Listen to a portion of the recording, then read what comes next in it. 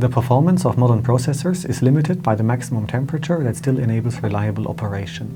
This is why maximizing the performance requires smart power and thermal management techniques. My name is Martin Rapp, and this is a short overview of the research project Power-Efficient Invasive Loosely Coupled MPSoCs within the Transregional Collaborative Research Center Invasive Computing. Executing applications at peak voltage and frequency levels provides high performance, but also results in a too high power density, which increases the temperature to unsafe levels.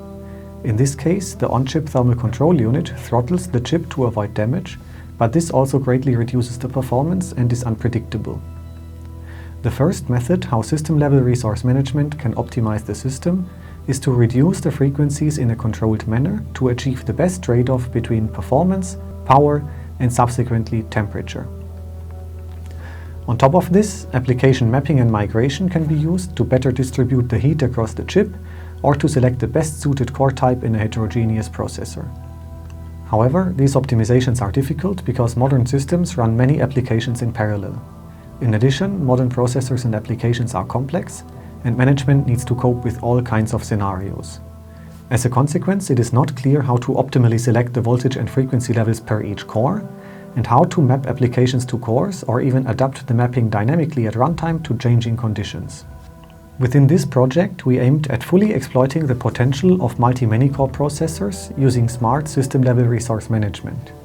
While techniques that have been developed in early phases of this project work well if applications and platforms are known in advance, a major theme of the last 4 years was to cope with unknown applications and partially unknown platforms.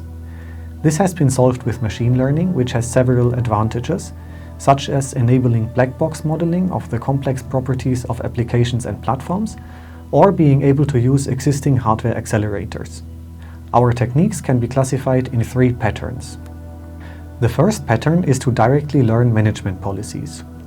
This pattern is based on a machine learning model that takes a representation of the current platform and application state as inputs and directly predicts which management action should be taken. As an example, we have developed a technique based on imitation learning for managing the temperature of heterogeneous processors. We have implemented and evaluated this technique on an Android platform with a real smartphone chip. A highlight of this technique is that it was the first to use a neural processing unit to accelerate neural network-based resource management.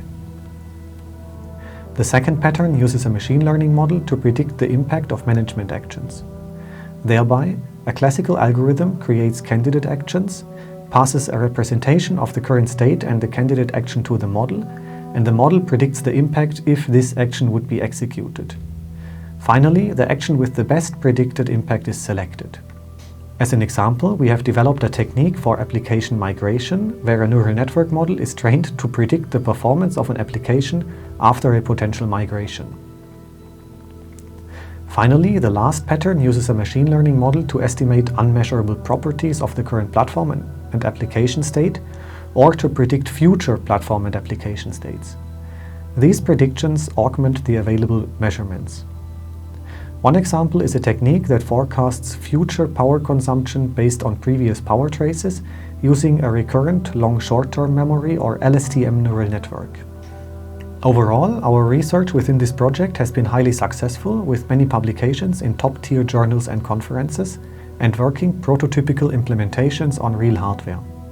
If you like to learn more about our research, I invite you to check out our webpage, where you can find the original publications, additional videos on some of our techniques, and more.